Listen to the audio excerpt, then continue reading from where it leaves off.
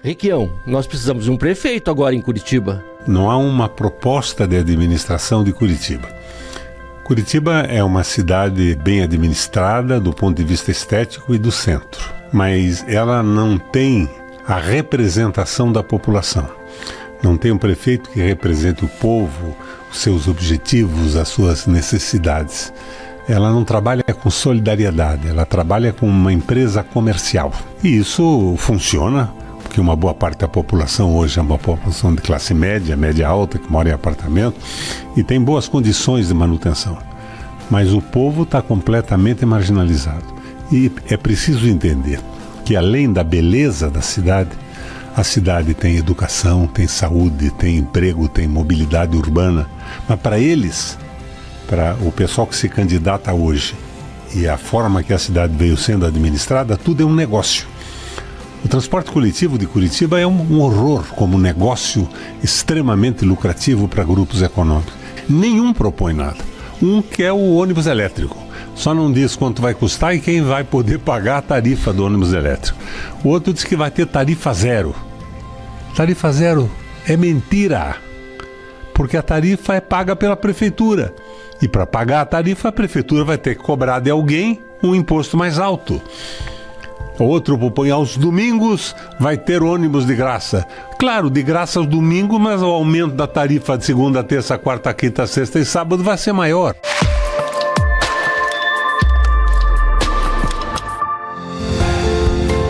Oi, meu povo, gente boa. Nós estamos aqui hoje com uma pessoa muito importante aqui, que é advogado, jornalista, urbanista, deputado estadual, prefeito, secretário de Desenvolvimento Urbano, 3 vezes governador do Paraná, 2 vezes senador pelo Paraná. Roberto Requião, é uma honra enorme, imensa estar aqui na sua presença hoje. E hoje o pau vai cantar aqui pelo jeito, porque já aqui em off a gente já discutiu bastante, né? João Sabugosa, completa então a biografia. Fui presidente do Parlamento Europeu Latino-Americano na Bélgica, em Genebra. E fui presidente da seção brasileira do Parlasul e do Parlatino, com sede no Panamá e sede no Uruguai. Fiquei um tempo fora da política interna do Paraná. E eu votei pesadamente para derrotar o liberalismo econômico do Guedes e do Bolsonaro e dar uma mão para o Lula, que era a nossa esperança. Maravilhoso. Requião, nós precisamos de um prefeito agora em Curitiba. Não tem um candidato, homem do céu. Não tem uma pessoa que pense a cidade. Não há uma proposta de administração de Curitiba. Curitiba é uma cidade bem administrada do ponto de vista estético e do centro. É irrepreensível o trabalho da prefeitura, mas ela não tem a representação da população. Não tem um prefeito que represente o povo, os seus objetivos, as suas necessidades. Ela não trabalha com solidariedade, ela trabalha com uma empresa comercial. E isso funciona, porque uma boa parte da população hoje é uma população de classe média, média alta, que mora em apartamento e tem boas condições de manutenção. Mas o povo está completamente marginalizado. E é preciso entender que, além da beleza da cidade, a cidade tem educação, tem saúde, tem emprego, tem mobilidade urbana. Mas para eles, para o pessoal que se candidata hoje e a forma que a cidade veio sendo administrada, tudo é um negócio. O transporte coletivo de Curitiba é um horror como negócio extremamente lucrativo para grupos econômicos. Eu fui prefeito, Sabugosa. Eu baixei de cara o preço da tarifa de transporte em Curitiba para o nível mais barato do Brasil. Eu criei frota pública, eu detonei os contratos que existiam naquela época, com a ajuda do Bandeira de Melo e advogados administrativistas do Brasil muito bons. Baixei e fiz o melhor transporte do país. Quando eu saí, acabou tudo, é só negócio. E esses caras dizem o quê? Não, um vai colocar um ônibus elétrico. Como era o nome daquele avião ultrassônico que a Inglaterra e a França colocaram no mundo? 2.400 km/h. Como é que era? Qual que é? Não, é o Concorde? Concordo. O Concorde era sensacional. Só que acabou porque custava tão caro, gastava tanto combustível que o povo não usou. O povo do mundo não usou, ele teve que sair de linha. Então o pessoal fala em modernidade, mas não fala na população. É evidente que hoje nós temos o Vale Transporte, que foi bolado pelo meu amigo Alcidino Pereira, que trabalhou comigo na época que eu fui prefeito, sugeriu ao Afonso Camargo, que era ministro, e isso tira um pouco das costas do trabalhador o custo do transporte. Mas, fora esse financiamento do trabalho, não há mobilidade e possibilidade, é mais um instrumento de produção para sair de casa e ir ao lugar onde se trabalha. Não é para dominar a cidade como um espaço que pode ser alcançado. Nenhum propõe nada. Um quer o ônibus elétrico. Só não diz quanto vai custar e quem vai poder pagar a tarifa do ônibus elétrico. O outro diz que vai ter tarifa zero. Tarifa zero é mentira, porque a tarifa é paga pela prefeitura. E para pagar a tarifa, a prefeitura vai ter que cobrar de alguém um imposto mais alto. Outro propõe aos domingos vai ter ônibus de graça. Claro, de graça aos domingos, mas o aumento da tarifa de segunda, terça, quarta, quinta, sexta e sábado vai ser maior. Então está faltando proposta, eles não entendem de administração pública. Dizem, Sabugosa, que elogiam em boca própria vitupério. Eu quis ser prefeito de Curitiba, lá atrás. Primeiro eu fui visitar as cidades bem administradas do mundo. Eu era um garotão ainda, uma mochila nas costas, viajando de ônibus, de carona. Conheci as New Towns na Inglaterra, as novas cidades. Conheci as cidades bem administradas da Itália naquela época, pela esquerda. Conheci cidades na Espanha, lineares. Daí eu me matriculei num curso de urbanismo da Fundação Getúlio Vargas. Eu sou urbanista hoje. Sou advogado, urbanista, jornalista e algumas outras coisas que eu incluí na minha necessidade de aprendizado quando estava na universidade. É teólogo também. Fiz teologia na Católica como parte do currículo da faculdade. Fiz jornalismo na Católica e teologia também. E estudei uma época no seminário dos maristas aqui perto. O senhor falava sobre não ter um projeto para o povo, mas isso não tem a ver com não dar importância mesmo à periferia? Não dá importância ao povo, tudo é um negócio. Isso chama-se liberalismo econômico. O nosso Papa diz que o que falta no mundo hoje é solidariedade com as pessoas. Tudo se transformou num negócio. E como a gente vai parar isso? Vai parar isso com consciência popular. É o que eu estou tentando fazer aqui com você. É isso. Eu não tenho a Rede Globo, não tenho a grande mídia, mas eu fico dizendo o que penso. Isso não significa que eu esteja sempre certo. Mas com a experiência que eu tenho, governador 3 vezes, prefeito, senador, presidente do Parlamento Europeu Latino-Americano, vendo os países se acabarem com o liberalismo, eu posso passar alguma informação. Nós estamos até agora aí com essa proposta da privatização do ensino público. Isso é o fim do mundo, eles chamam de parceiros da educação.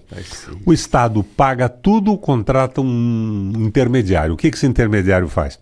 Em vez do Estado te contratar como professor, te pagar um bom salário, ele entrega para o intermediário, ele paga um valor alto para o intermediário te paga o salário mais miserável possível, e o salário miserável significa má qualidade de ensino, porque os grandes professores não vão aceitar essa miséria, e a degradação do ensino público. É uma coisa desesperadora.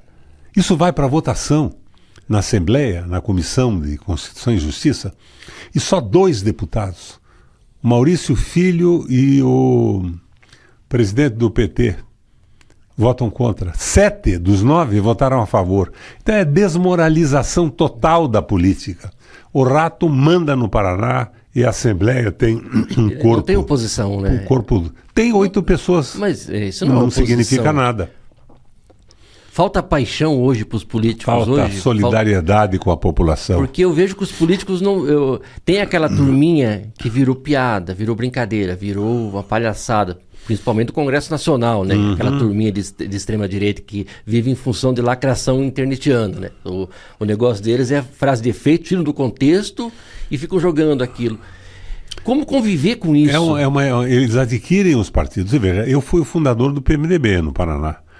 Eu era o filiado número 1 do partido e eu que junto com alguns companheiros, organizei o partido no Estado. O velho MDB era o de guerra. partido das diretas, era o partido da transformação do Brasil, era o partido da solidariedade com as pessoas. O PMDB se transformou num balcão de negócio, eu saí do partido. O PMDB hoje votou a favor do pedágio, votou a favor da venda da Copel, está apoiando a venda da Sanepar e apoiando a privatização das escolas. Virou um negócio, é uma coisa degradante. Privatização. E o povo está terceirização. marginalizado disso tudo e não tem informação. Porque a mídia televisiva e radiofônica está trabalhando com o governo do Estado. 170 ou 180 milhões de reais no orçamento do Estado para remunerar a comunicação privada. Terceirização, na verdade. Professor terceirizado, né? Eu trabalhei como terceirizado já na indústria. E eu sei muito bem como terceirizado é mal pago, mal valorizado. Os professores, desde que... Você não precisa nem fazer essa análise. A empresa que terceiriza recebe um valor. Ela vai ganhar mais quanto menos ela pagar para você, que é o trabalhador terceirizado. Para ter uma margem. É isso que vai acontecer na educação. Os professores, primeiro o tal do PSS, logo que o senhor saiu do governo do Estado, já precarizaram as condições dos professores, né? Teve aquele cidadão lá que soltou os cachorros dos professores. Agora, o projeto de piorar ainda a educação, que a gente precisa de uma educação. Transformar num negócio administrado por alguns amigos. É como o pedágio.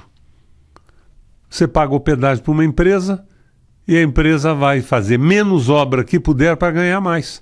Senão ela gasta a remuneração tarifária. Isso é um erro.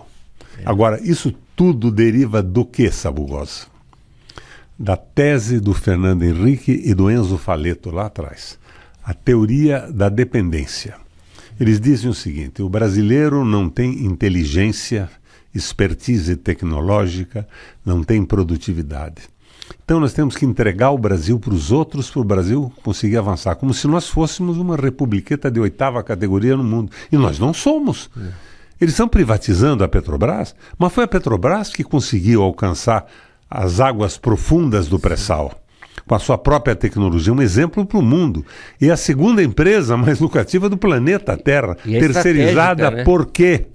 Não faz sentido. Porque o Lula colocou o Prates na presidência e agora colocou a dona Magda Chambriard. Quem é a Magda Chambriard? Há uma informação para os nossos telespectadores aqui, que praticamente ninguém conhece. Dona Magda Chambriard é a sucessora do Lima, que foi o diretor-geral da Agência Nacional do Petróleo, foi que fez a primeira licitação do pré-sal. Eu me insurgi, entrei na justiça contra isso. Ela é filiada ao PCdoB. Ela se diz desenvolvimentista. Mas a tese dela na história, vamos ver como é que ela se comporta agora, é aumentar a produção privatizando a extração e o refino. E ela já entrou dizendo que nós precisamos aumentar os poços, mas não falou na refinação. Então é uma coisa estranha. Ela acha que isso impulsiona o Brasil. Então, não tem a visão nacional, amor pelas pessoas, crédito do nosso povo e da nossa gente.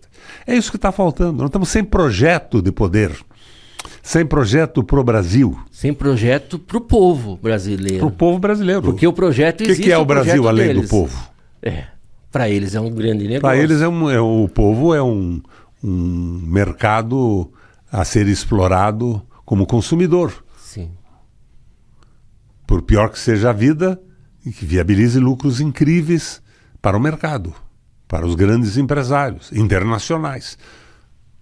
Como se explica o barril de petróleo custar $3 e combustível ser tão Não tem caro? explicação, porque é barato, no preço é barato. Sai $3,50. O preço do mercado internacional é $80. Agora, no Brasil, eles podiam vender isso num posto de gasolina aí, baratíssimo. Petróleo é energia. Ele estaria viabilizando o desenvolvimento do país, mas não. Sim. Eles inventaram a parceria internacional. E aumenta o lucro da empresa. Agora, a empresa não é mais brasileira. Ela foi vendida em parte pelo Fernando Henrique Cardoso e depois pelo Lula e o Sérgio Gabrielli. Maior abertura de uma empresa do mundo. E quem manda hoje na Petrobras, de fato, é a BlackRock. que é o maior fundo de investimento do mundo, que é o maior minoritário e comanda as ações da Petrobras, que mudou o seu estatuto para garantir que a Petrobras seja uma empresa que viabilize o lucro mais alto possível e não tenha compromisso algum com o Brasil e com o povo brasileiro. E como mudar isso, senador? Mudar isso entendendo... Eu perguntava para você na entrada aqui, sabe quanto custa um barril de petróleo? O que você me disse, Saboa? Não. É desinformação absoluta. Sim. Ninguém sabe que o preço de extração é 3,50. E o preço de venda internacional é 80. E dentro do Brasil vale 80 também. Tem sentido isso? Para gerar lucros fantásticos dos investidores. Agora, quem é que abriu a Petrobras? Foi você? Fui eu? Não. Foi o Fernando Henrique e o Lula. Botou na Bolsa de Nova York. E daí eles fizeram as modificações estatutárias. Vamos dizer que o Lula tenha se arrependido disso. Ele tinha, com uma medida provisória, anular tudo isso e retomar a Petrobras para servir o Brasil. Alguns anos atrás, a Petrobras era responsável, Sabugosa, era responsável por 80% dos investimentos no Brasil. Hoje não investe mais. Não investe mais. É dividendo para os acionistas. Sim. Demissão de funcionários, privatização de postos, de províncias. É um erro brutal. Eu não falo nem corrupção, é um erro simplesmente inadmissível que ocorre com a empresa. Mas o Lula consegue de fato governar? Porque ele dá um passinho que não agrada o mercado já chora, a mídia vem em cima de pau. O Lula tem um governo de centro-direita, a tal Frente da Esperança. Você não conhece um ministro do Lula que seja um brasileiro de verdade, progressista e que tenha solidariedade com o conjunto do nosso povo. Cada um representa setores do negócio e do liberalismo econômico. Ele reúne essa gente toda, uma assembleia, e apoia a maioria. E a maioria do seu governo não tem nada a ver com o Brasil. Mas, Requião, quando terminar o mandato do Lula, e aí? Tem alguém? Não tem ninguém melhor não é que ele. Alguém, ninguém. Quando terminar o mandato do Lula, a política progressista estará desmoralizada no Brasil. Quem votou no Lula, quem veio da Bélgica para cá para trabalhar na campanha, esperava uma mudança a favor do povo, da qualidade de vida do povo. Isso não aconteceu. Então não vão acreditar mais na política. Daí se abre espaço para um Milei, como aquele da Argentina. Sim. A direitona completa. A gente já teve a experiência. E é isso que está acontecendo, havendo a desmoralização do governo. Por exemplo, aqui em Curitiba, qual é a rejeição a um candidato a prefeito indicado pelo Lula?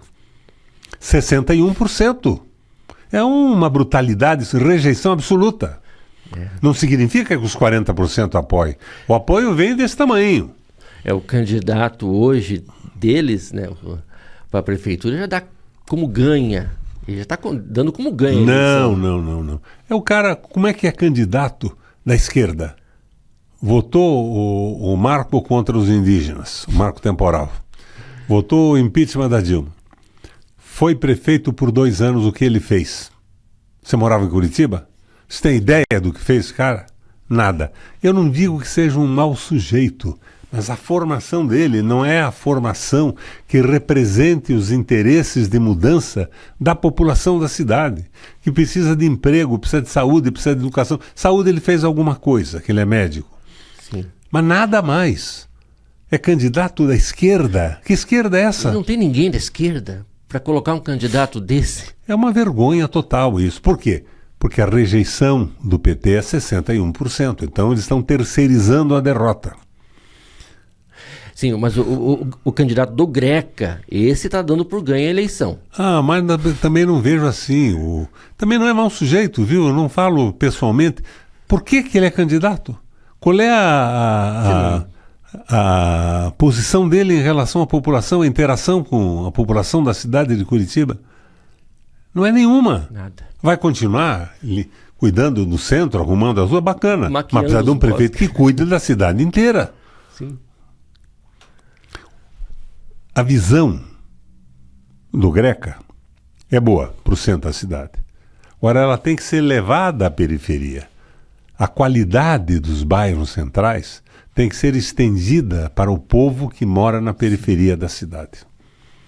O negócio de transporte é um escândalo. Escândalo total. O que a prefeitura paga por fora, o preço da tarifa é um horror, o povo paga, nem sei quanto hoje mais, é 4 e pouco, né? Mas os caras ganham, acho que 8. Tá 6 já. Então, nós estamos sem candidaturas que representem a população da cidade. É um negócio. Um representa a negociata, que é privatizar ensino público, vender energia, vender Sanepar, vender o Estado. Eles acabam privatizando as praças. O povão, quando quiser ir na Praça Osório, vai ter que pagar a entrada agora. Tem um projeto de privatização das praias a nível nacional, né? Esse já é mais antigo, você sabe, ele não veio agora. Ele estava votado na Câmara lá atrás. Na Câmara, é.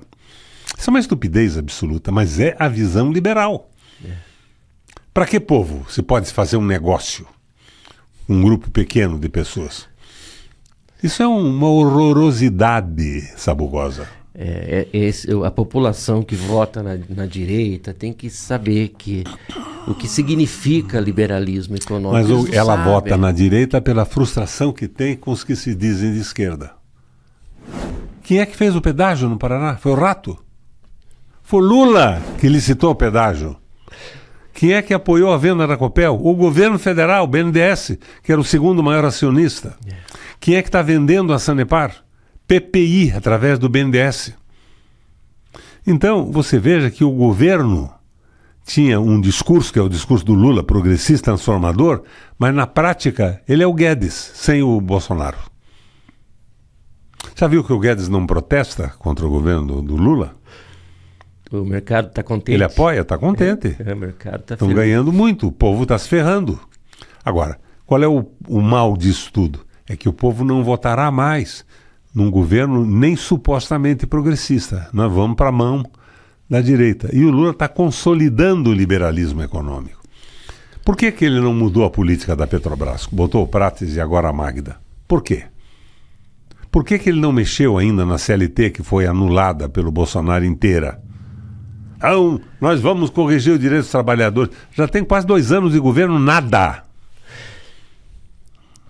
Mas ele conseguiria fazer? Por claro que conseguiria. Congresso não é vota... medida provisória, tem que ter proposta. Sem proposta não consegue nada. Ele tem que ter proposta, falar, mobilizar a população, convencer e botar no Congresso. Você acha que o Congresso é inteiro contra o Brasil? Não é. Eu fui senador 16 anos. Agora, quando não tem proposta, cada um cuida do seu negócio. É a emenda impositiva. Foi o senador mais votado do Brasil? Fui. Aqui pelo Paraná, que é conhecido por mais votado do ponto de vista proporcional. Ah, sim. Em relação ao número de eleitores, claro. Sim, né? Claro. Então, isso não justifica essa ideia que se criou de que o paranaense não vota na esquerda. Eu fui governador 3 vezes. Onde é que está esse Estado de direita? Ele não existe, de fato. Proposta. E eu fui um governador de propostas e um prefeito de propostas. Fui prefeito da tarifa de ônibus mais baixa do Brasil, criei as administrações regionais, criei os mercadões populares, investi pesadamente na educação, na saúde pública. Eu cuidei da população. E não esqueci o centro, que eu não sou imbecil. Eu quero uma cidade com qualidade. Tá vivo o copo aqui do meu lado. E cuidou do centro. Hã? E cuidou do centro. E cuidei, claro que eu cuidei. Eu lembro do leite das crianças. Leite das crianças, mas já foi como governador, não como prefeito. Como governador eu tive a tarifa de energia elétrica mais baixa do Brasil. Eu construí 3 usinas hidrelétricas. Estão vendendo a Copel agora. E quando eu fui candidato, queriam vender a Copel. Ela não foi vendida porque o Bin Laden detonou as torres duplas e acabou com o leilão da Bolsa de Nova York. Daí eu entrei e acabei com essa história. Botei a Copel a trabalhar para o Paraná. Criei a tarifa da madrugada para levantou a Copel, irrigação. Né? Levantei a Copel. Levantou porque estava precarizado já para vender. Ela tinha um prejuízo, que eles diziam, pelo qual ela tinha que ser vendida, 340 milhões por ano. Eu assumi, acabei com a patifaria interna, liquidei os superfaturamentos e terceirizados, e no primeiro ano ela lucrou 1,4 bilhão, depois foi a 5. simplesmente administrando com seriedade. Agora, hoje está vendida, com apoio do Lula, com apoio do BNDES, com o silêncio dos partidos, da base, do governo. É uma coisa incompreensível. O Lula está consolidando o liberalismo econômico e depois dele é um Milei. Eu não gostaria que fosse assim, eu queria que o Espírito Santo iluminasse o Lula e ele cumprisse seus compromissos. O pessoal me diz, ele está com 61% de rejeição em Curitiba. O que ele pode fazer para melhorar isso? Cumprir o que disse na campanha. Não precisa mais nada do que isso. Agora, quando está fazendo tudo ao contrário, ele perde a credibilidade. Eu gosto do Lula, da carreira dele, da inserção dele no país, lá num pequeno município de Pernambuco, metalúrgico, desempregado, salário mínimo, ele cresceu. Eu imaginava que esse crescimento continuasse, mas não, fizeram a frente da desesperança, como eu chamo, que é um grupo de ministros vinculados a interesses econômicos, no mínimo, ou a ideias liberais totalmente inadequadas para o Brasil. Isso não significa que eu esteja apoiando a direita, viu? Eu acho que foi um bom negócio botar o Lula, porque com o Bolsonaro estava pior. Mas não significa que a gente tenha que bater palma para todos esses erros. A gente tem que trabalhar muito, muito mesmo para conscientizar a população, para um outro Bolsonaro mais limpinho, né? Mais... Agora você falou na prefeitura. Os candidatos não têm proposta, não têm experiência, não sabem que a prefeitura a cidade é uma máquina de morar. Habitação, mobilidade, educação, transporte, emprego. Não, eles estão lá, eu quero ser prefeito em Curitiba. Por quê? Não tem cabimento isso. Não tem proposta. Nenhuma proposta. E o rato está adquirindo os apoios. Ele adquiriu agora o Deltan Dallagnol. Agora, como adquiriu? Nossa. Não sei se foi por empréstimo, por convicção do Deltan Dallagnol, por compra, por aluguel, por troca de cargos. Mas apoiando que proposta? Que proposta para o povo? É uma coisa absurda. Eu saí do PT, entrei no PT quando vi que estava assim, eu não rompi com o PT. Eu saí porque não era o que eu queria para a mudança e transformação da minha cidade, do meu estado e do país. Eu entrei num partidinho aí, um tal de mobilização popular. Ele não tem nenhum segundo na televisão e não tem dinheiro em caixa. Não tem quase nada em caixa. Mas agora tem o Requião. Mas eu entrei para poder falar, senão eu não estaria nem conversando com você aqui. Agora, o que pode acontecer? Se de repente o recado que eu estou dando e a mensagem tiver repercussão, eu consigo uma coligação e transformo isso numa mobilização capaz de ganhar uma eleição. Mas o importante não é ganhar a eleição, o importante é salvar a cidade e o país do liberalismo econômico escravizador. Eu já fui governador 3 vezes, senador 2 vezes, prefeito de Curitiba. Quando eu saí para a prefeitura de Curitiba, pelo PMDB, que eu criei, ajudei a fundar no Paraná, eu tinha 2% de apoio da população. O meu amigo Jaime Lerner, eu digo meu amigo sem ironia, ele era meu amigo, só que não pensava como eu. Tinha 83. Eu ganhei a eleição. Porque eu mostrei que o Lerner tinha qualidades inquestionáveis, mas ele não tinha a solidariedade com o povo, o sentimento de representação integral da população de Curitiba. E eu ganhei facilmente a eleição, sem dinheiro, sem nada. Agora, eu tinha naquela época mídia. Hoje eu estou sendo cancelado, censurado. Se viu que eu sou o senador mais votado do Brasil, fui candidato ao governo do estado, eu não dou uma entrevista numa rádio. Ninguém quer me ouvir. Está todo mundo na mão dos donos do dinheiro e das negociatas. Hoje, com essa coisa do algoritmo de rede social, que boicota, eu acredito que existe uma programação no algoritmo, boicotar vozes da esquerda. As plataformas são internacionais, não são nacionais. O interesse do Elon Musk é o interesse de todos os outros. Quando eu comecei na internet, no Senado, eu usava o Facebook. Uma mensagem feita lá na saída de casa para o Senado tinha alcances fantásticos. 800 mil, 2 milhões, 3 milhões. Hoje, só pagando.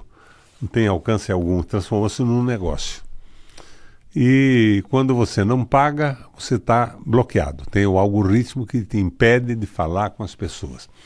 Eu há 3 anos não tenho um acréscimo no Facebook e eu uso todo dia. Não cresce ninguém, ainda cai. Caiu uns 4, 5 mil dos meus 300 e poucos mil. Mas porque isso... não são atingidos, não abre, só se pagar. E eu não tenho recurso para pagar. Sim. Eu venho aqui hoje, aqui no estúdio do Gustavo, conversar com você para bater um papo e na esperança que ele sirva um jantar para a gente depois dessa. Ele só promete. Ele prometeu o vinho da última vez, né, Gustavo? Eu vou aproveitar aqui para o meu público, pedir a vocês que engajem, comentem, compartilhem, façam esse vídeo circular, porque vocês ouviram aqui o senador falando da importância de conscientização da população em relação a saber votar, saber escolher os seus candidatos, porque do jeito que a coisa está indo, tem esperança? Eu estou trabalhando para isso. Se o povo conseguir entender o que está acontecendo. Senão vai ser a continuidade do desastre. Continuidade do desastre. Eu disse a você, no meu primeiro governo, eu evitei a venda da Copel. Ela foi vendida agora. Com apoio da imprensa inteira, não teve um órgão de comunicação que esclarecesse a verdade. Não falo. Se viu algum órgão de comunicação batendo agora na privatização das escolas? Tem cabimento isso? Não tem cabimento algum. Mas aí o rato domina aqueles deputados que devem ser profundamente ignorantes e devem estar votando a favor do carguinho aqui para um amigo, pensando na reeleição, manter o mandato, mas não tem espírito público. Não. É lamentável isso. Eu vejo lá a guerra com alguns do PT, o Goura do PDT, meu filho, o Arilson, que é presidente do PT, mas a voz mais forte é do Arilson e do Maurício Filho, do Requião Filho. Requião Filho tá viajando o Paraná inteiro, né? Tá fazendo o que deve. Para isso ele é deputado. Para representar a população. Não é para fazer negócio. Não é para apoiar negociatas de privatização de empresas públicas. Qual que é o conselho do senhor para os novos que estão chegando agora? O conselho do senhor para os novos que estão chegando. Tem o seu filho que está aí, crescendo. Os novos é tentar entender o que está acontecendo. Você não pode transformar se não entender. O primeiro critério, a primeira possibilidade de transformar uma realidade é conhecê-la em profundidade. Sim. Eu quero ser deputado. Para quê ser deputado? Para defender o povo ou para conseguir um cargo, um salário, uma importância? Tem que haver esclarecimento. E quem podia fazer isso agora era o Lula, que é presidente da República. Pegar uma rede nacional e contar o que está acontecendo. Companheiros, está custando R$ 3,50 a extração, o preço de um barril extraído no Brasil refinado por uma refinaria nossa. E nós estamos sendo obrigados a vender isso a 80 no mercado exterior e cobrar a mesma coisa no mercado interno. Para quê? Para aumentar o lucro e distribuir para os acionistas. A comunicação é muito Agora o pessoal ruim. diz a posição do Lula é diferente. Por que ele nomeou o Prates? Sim. Por que ele nomeou a Magda agora? A comunicação é muito ruim, né? Não. Porque a população tem que saber. Não acho que a comunicação é ruim. O governo está errando. O que pode fazer, o que podia fazer o Pimenta quando o governo federal apoiou a venda da Copel? Comunicar que era mentira? Não era. A comunicação não pode mudar a realidade. A prática é o critério da verdade. O problema, por exemplo, da rejeição em Curitiba é o não cumprimento das promessas de campanha, a falta de credibilidade. A comunicação vai resolver isso? Não tem como resolver. A comunicação vai dizer que não foi o Lula que fez o pedágio? Mas eu digo a mobilização popular. A mobilização popular tinha que partir da força do governo, mas ele está fazendo o jogo da Globo. O povo não se sente representado. É o jogo do liberalismo econômico. Eles acham que o liberalismo econômico é o caminho. Eu acho que a gente tem que valorizar as pessoas, acreditar no Brasil, na nossa força de trabalho, na nossa inteligência. Temos um país fantástico. Claro que o ensino é fundamental, mas veja o que estão fazendo com o ensino brasileiro. Sim. É precário o que o Camilo faz. A educação, tendência... Está abandonada pelo rato e pelo Lula. Você sabe que as universidades estão em greve já há alguns meses? sim. Você já viu isso no Jornal Nacional? Não mostra. Você já viu uma notícia em qualquer rádio de Curitiba ou do passou Paraná? em frente hoje, né? Tava fechada a Pois é. plaquinha. Estão em Não greve, se ninguém fala sabe. nada. Nada, rigorosamente nada. E o Lula não recebeu os professores. Tinha que receber, escutar, concordar com o que tivesse certo, rejeitar o que tivesse errado. Mas não, nós estamos num jogo de destruição do projeto nacional. O Lula entende tudo de povo. Não sabe o que é nação. Requião do céu. E o que espero que acenda uma luz na cabeça dele, que o Espírito Que Santo Deus ilumine. Eu gosto pessoalmente dele, mas senão nós vamos ter uma eleição pela direita pesada. Bom, o senhor conhece o executivo por dentro, conhece o legislativo por dentro. Eu tenho a impressão que ele está meio preso ali. Que tiram ele no dia seguinte se ele botar as manguinhas de fora. Preso pelos ministros que não fui eu nem você quem nomeou. Foi ele. O ministro das Minas e Energia é um delegado de Minas Gerais. Esse crescimento de delegado policial na política, como o senhor vê isso aí? Eu vejo que é em função dessa visão de direita. O povo não tem que ser atendido, tem que apanhar. Mas é o discurso raso, né? É o discurso raso, raso. é a falsificação dos problemas sociais. A gente viveu a experiência de um deputado estadual, um que usa o chapeuzinho, qual é o nome dele? Ele estava fazendo um vídeo fake em frente de casa. Ele adesivou um carro para simular ali. Eu achei que era um filme até pelo movimento ali, um monte de motoqueiro e ele desceu daquele carro armado e tal, rendendo. Aí eu achei um filme. Eu ouvi falar. Depois que a gente ficou sabendo que ele estava produzindo vídeo fake para alimentar as redes sociais dele. Pois é. É isso. É a falsidade. A desinformação. De cima a baixo. Mas esse não é o problema. O problema é ninguém saber que o barril de petróleo custa R$ 3,50.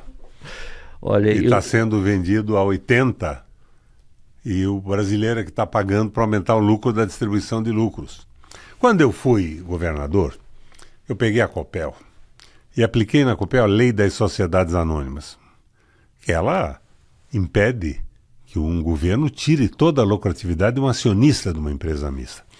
Ela exige que as empresas mistas paguem 20% dos dividendos. Eu paguei 20% e apliquei o resto em construção de usinas, melhoria da transmissão, redução do preço da energia à noite para irrigação noturna. Os mais pobres naquela crise que nós tivemos em 2008, 2009, que o mundo inteiro estava em crise, eu não cobrei energia. O Requião está jogando dinheiro fora. Não estou jogando fora. Se um pobre não tiver acesso a uma água quente numa manhã de frio, ele vai acabar num posto de saúde, ele e a família vai custar mais caro para o Estado. Então eu não tinha interesse no lucro fantástico. Eu queria uma empresa funcionando, crescendo e o povo atendido. Que existe não existe mais hoje. Mas Os deputados convidaram o pessoal da Copel agora para um debate, eles não foram. Por que eles iriam? É uma empresa privada, eles não têm nada mais a ver com a Assembleia e com o Estado. O Estado é cliente. Se não gostar, contrate outra empresa que não existe. Mas eu vi o povão, Requião, comemorando a venda da Copel. Tem que vender mesmo, por quê? Porque não sei o quê. É desinformação total. Mas isso é rede social. Você sabe quanto está ganhando hoje? Ou no ano passado, no orçamento do ano passado, um novo diretor da Eletrobras? Quanto? 684 mil por mês. Não, essa realmente É foi isso. muito acima do que eu Estão botando imaginava. os trabalhadores na rua, diminuindo Sim. a qualidade do serviço. E lucro. Então nós temos que sair disso. E só se sai com informação. E me pergunto, se de novo tivéssemos a mesma situação, Bolsonaro e Lula, eu votaria no Lula e faria campanha para ele. Certeza. Que era o melhor possível. Mas agora eu me recuso a calar a boca quando eu vejo os erros. Os erros têm que ser denunciados para serem conhecidos e não serem repetidos. É isso que eu costumo enfatizar muito lá para os meus seguidores, que a gente não pode ser gado, né? Porque o outro lá, o inelegível, assinava embaixo tudo que Os nossos erros têm que ser chamados de experiência para não serem repetidos. Tem que ser feito autocrítica, né? Autocrítica, claro. Eu não vejo autocrítica. Eu nunca vi autocrítica. De você assumir, não, a gente errou nisso, e nisso, o partido, nisso. O PT, que tem gente muito boa. Tem. Vai atrás de tudo batendo palma, por causa dos cargos distribuídos, tem cargo para todo picareta aí. E perde a posição de contestação, de defender o Brasil, o projeto nacional. É horrível isso. Mas tem gente boa, mas está calado. Essa polarização é Lula ou Bolsonaro. Parece de jogo de futebol, é Atlético ou Curitiba. Sim, e aí que entra essa questão, que agora o Lula foi eleito, a gente tirou aquela coisa imprestável lá. Agora tem que cobrar. Tem que cobrar. Por isso que é importante essa nossa conversa aqui. Eu sei que tem gente que não vai gostar muito do que está sendo dito. É verdade que tem que ser dita para que a gente cobre o governo. Claro. A gente cobre o nosso representante. Os erros, tente evitar que eles sejam repetidos e faça crítica. Isso é apoiar o governo. O resto é jogar contra o Brasil. E reconhecer com clareza que é um governo de centro-direita. Não tem um ministro progressista de verdade que pensa em transformar o Brasil em favor dos trabalhadores. É impressionante porque o que a extrema-direita construiu nas redes sociais, porque a extrema-direita é boa nisso. A mentira circula muito mais rapidamente que a verdade. A verdade você tem que fazer um apanhado, e pesquisar, ir atrás, saber da informação. A extrema-direita joga assim e a coisa se espalha como um rastilho de pólvora. Mas qual é a diferença do Guedes e do que o nosso governo está fazendo hoje? Não há diferença, é a mesma coisa. Sim. Só que sem o Bolsonaro e com o Bolsonaro.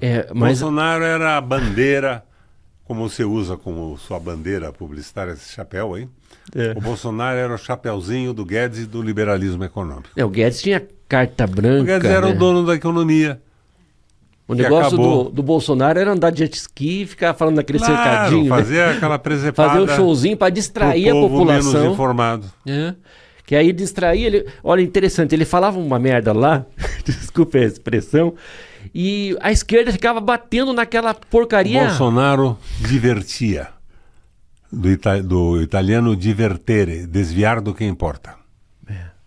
Não, e ele ocupava todo o pessoal influencer de esquerda com as asneiras que ele falava de propósito, para ir passando a boiada enquanto... Mas hoje você veja, o mundo está nessa briga, a multipolarização e a polarização na mão do capital norte-americano ou não. O Lula tem uma posição boa a respeito disso, ele é a favor da multiplicidade de posições no mundo. Sim. Que essa multiplicidade possibilita a criatividade, o avanço da história do planeta Terra. Esse é o lado bom do negócio.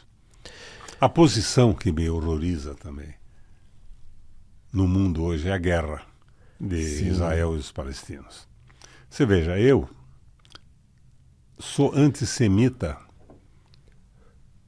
por origem familiar. Tenho horror do antissemitismo. Sim. Mas o que estão fazendo com os palestinos é a mesma coisa. O sionismo então, o Lula, é tão horrível quanto o antissemitismo. Sim. E não é contra o judeu, é contra uma seita que está dominando aquilo. Sim. Interesses econômicos. A guerra da Rússia com a Ucrânia. Eles iam botar foguetes nucleares na nossa fronteira, tudo bem, mas está morrendo soldado russo, soldado ucraniano, povo. Como é que é possível que não se interrompa isso? Como é que continua esse bombardeio de Gaza? Quem é que pode defender isso? Vou te contar uma história para você saber quem eu sou. Eu era estudante de Direito. Daí soube que uns caras que tinham vindo do Rio Grande do Sul invadiram um cemitério israelita em Curitiba e quebraram tudo. E foi aquele escândalo na mídia, tudo, ninguém sabia o que era. Eu, com alguns colegas, investigamos e descobrimos quem era. Nós nos armamos com taco de beisebol e fomos na tal casa em que esses caras moravam. Demos uma surra de taco de beisebol neles e dissemos para eles irem embora de Curitiba e do Paraná, porque no dia seguinte a gente ia ser bem mais violento. Eu acho que tem que reagir contra o antissemitismo, que é uma das boçalidades existentes no planeta. Agora, defender o sionismo, Mas tem matando mulheres e crianças em Gaza, 37 mil pessoas, o que é isso? Não, ele está matando, ele está exterminando, né? Exterminando. Exterminando A ideia é exterminação. Crianças de colo, bebês, é horrível, né? Não dá para aceitar. E a mídia e você todo veja, dia... a mídia quieta faz o elogio de Israel. Não tem uma universidade brasileira protestando como estão protestando as norte-americanas. Está passando batido. O problema está no Agora, povo. o risco é que isso desperte o antissemitismo de novo, que é uma boçalidade monstruosa. E está despertando. Mas isso é muito ruim também. É péssimo. É péssimo. Um homem, porque, pelo que eu tal sei, do Netanyahu. o povo judeu não apoia o Netanyahu. Uma boa parte não. Eu Uma lembro boa que parte. na minha juventude os meus amigos judeus eram extremamente abertos, liberais e inteligentíssimos. E todos nós temos um pouco de sangue judeu no Brasil. Eu tenho. Todo mundo Alemão tem. e judeu. Tem quanto de judeu? 2%. É pouco. 96 de alemão. Eu tenho 8. 7 de árabe. 80 e poucos da Península Ibérica. E sou descendente de índio, de negro. Eu tenho também. Brasileiro. Eu tenho também. Porque é uma indígena. família antiga no Brasil. Eu tenho. Eu é 1%. Agora não dá para aceitar isso. De forma alguma. A gente é essa beleza miscigenada, né? O brasileiro é isso, né? E a imprensa toda louvando o assassinato. A mídia não dá para assistir o jornal, porque Mas há eles uma fazem... revolta de judeus no mundo importantíssima, né? Tomem a posição que o Einstein tomava sobre o sionismo. Ele mandava as favas essa loucura. Eu queria entender... O Breno Haltman agora, que é judeu, está comandando e lançando livros. Ele lançou antes de ontem em Curitiba, aqui explicando o que é o sionismo, a barbaridade. Não é aceitável isso, meu Deus. Sim. Mas aí tem o emparelhamento da igreja, principalmente os neopentecostais, que tem muito aquela coisa de terra santa, de povo judeu, povo escolhido, povo de Deus. E confundem o Estado... O Cristo só voltará quando os judeus tomarem conta de toda a região de Israel. Mas isso é bobagem. É estupidez. Estupidez total. E eles fecham então os olhos. Então as crianças morrendo. É horrível. E os judeus no mundo inteiro vão acabar sofrendo com essa besteira, com essa boçalidade, essa violência. Mas aí a comunidade judaica é um povo inteligente. Por que não se mobiliza contra, protestando nos... Tem uma boa parte que está se mobilizando. Tem que mostrar, mas no Brasil... O Noam Chomsky, nos Estados Unidos, por exemplo, é judeu. Está batendo duro, fazendo a crítica. É inaceitável a mortalidade. E aí, quando a gente vem com esse discurso... E eu não vou dizer para você que eu vou defender o Hamas. Com certeza. Não, mas nada a ver uma aí que coisa tá. com outra. Porque quando você critica esse genocídio lá na Palestina, as pessoas, muita gente vem, porque você está defendendo terrorista. Não. Porque acusaram... O Lula falou a verdade aquela vez, que ele foi tão criticado, batido... Foi bem o Lula. Ele disse o que é. E é o único que se posicionou. Foi bem o Lula. Foi bem o Lula. Porque você não vê nenhum estadista, nenhum líder mundial que se posicione como o Lula se posicionou ali. A Irlanda e a Inglaterra já vão ter... Inglaterra, na Irlanda e a Itália. E ele manteve a posição. Né? Teve a posição. Não está errado. Contra... O discurso do Lula é bom. A prática dele, de uma forma geral, que não corresponde ao discurso. Mas eu vejo que... Ele tem esse poder, Riquelme? Ele tem esse poder. Claro que tem. Ele é presidente da República, ele pode falar. Falar, ele pode. Pode falar. E quando ele falar, ele mobiliza o país. Agora, se ele vem defender o pedágio criminoso no Paraná, ele falou a favor do rato. Como é que ele quer ter o respeito da população que votou nele porque era contra o roubo? É impossível.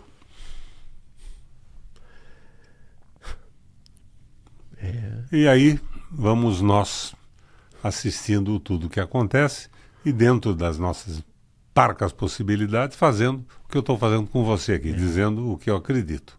E tentando conscientizar. Não garanto a verdade, mas é a visão que eu tenho como um velho político, governador. Eu, quando prefeito, fui considerado pelo Datafolha o melhor do Brasil. Me elegi governador com facilidade, alavancado do que tinha feito na prefeitura de Curitiba. Deixa eu falar uma curiosidade. Tem um conhecido aí da Aline que deu o nome para o filho de Roberto Requião em função do seu trabalho na prefeitura. Ele não sabe, por exemplo, Aline, está do lado nosso aqui, que Roberto era o nome do eixo telegráfico na guerra. Roma, Berlim, Tóquio. Nada a ver com Robert. É. Mas Roberto era o nome do eixo. Mas não é o meu caso também. O meu nome vem de origens familiares antigas. É. Mas, Requião, não vai meter a cara na política de volta? Eu falei, precisamos de um prefeito. O que é que eu estou fazendo aqui? Mas eu lá... estou metendo a cara na política sem conversa mole. Muita coisa que eu disse, muita coisa que eu disse contrariaria a opinião pública, a opinião publicada e tal. Eu não estou procurando um cargo, eu estou procurando a mudança. Se eu tiver apoio, esse pequeno partido me viabilizará a candidatura. Preciso ver se eu tenho apoio. Eu não tenho mídia. Vocês vão pôr no ar quando isso? Depende do Gustavo agora. O Gustavo vai agilizar. Qual é o alcance de vocês eu tenho hoje 15 mil no YouTube, 6 mil no Instagram, 54 mil no TikTok. Mas quanto em Curitiba? Mas está crescendo muito. Quanto em Curitiba? Em Curitiba é mais ou menos uns 7, 8% desse Hã? Mais ou menos uns 8 a 10%. Do quê? Do total dele. Dos 70 mil, mais ou menos. Não é nada. Mas é. Não é nada. Mas estamos aqui nos esforçando. Mas a gente vai trabalhar. A gente vai trabalhar. Exato. Vamos pegar esse material aqui, a gente vai dividir ele e bombardear nas redes sociais. Vamos fazer. Encerramos por aqui a nossa conversa? Vamos ver a sopa do Gustavo nesse frio curitibano? Já deve estar quase pronta a sopa. Não saia. Quero agradecer ao Roberto Requião, que veio aqui, né? E nos deu esse bate-papo, na verdade, né? Um grande bate-papo. E você viu que eu não estou fazendo conversa de político pedindo voto. Eu estou dizendo o que eu penso e pensando na transformação. Essa vigarice eleitoral não me interessa e nunca me interessou. Nós temos que ajudar a mudar as coisas. Eu entrei na política, não foi para me promover. Eu entrei na política porque eu queria mudar as coisas. Eu fui prefeito de Curitiba influenciado pelo texto do Manuel Castells, do Henri Lefebvre, O Direito à Cidade, e pela visão do que pode ser uma cidade em relação às pessoas, não o povo da cidade transformado num mercado para ser explorado por grupos econômicos. Os grupos econômicos não são maus, mas eles não podem ter o domínio absoluto da cidade, da prefeitura, da Câmara de Vereadores. E hoje, como acontece no Paraná, a direita, ou seja, o liberalismo econômico, manda na Assembleia Legislativa, com a resistência lá de 8 ou 10 deputados bons, que não tem peso em relação ao poder do rato. O Deltan Dallagnol agora apoia o candidato do rato. A troco de quê? Deixa aqui uma pergunta para encerrar a nossa conversa. É por convicção? Por compra, venda, aluguel, cargos? Por quê? Qual é o negócio? Qual é o negócio? O que ele quer de Curitiba? Nada. O que quer para o transporte coletivo? O que quer para o sistema de saúde? E para a educação? Querem privatizar a educação de Curitiba também? E a população dos bairros vai ser atendida como? Direito a ter uma vida melhor. Como é que vai ser atendida a necessidade de emprego das pessoas? Então é por aí. Precisamos ter... Então, pessoal, se você for candidato a prefeito, qual é o seu programa? Perguntar isso para mim é uma brincadeira, porque eu fui prefeito e fui considerado o melhor do Brasil. O meu programa é colocar o interesse da população acima da negociata política. Eu acho que isso já é o suficiente. Vamos encerrar. Sabugosa, um abraço. Um abraço, pessoal. Até a próxima.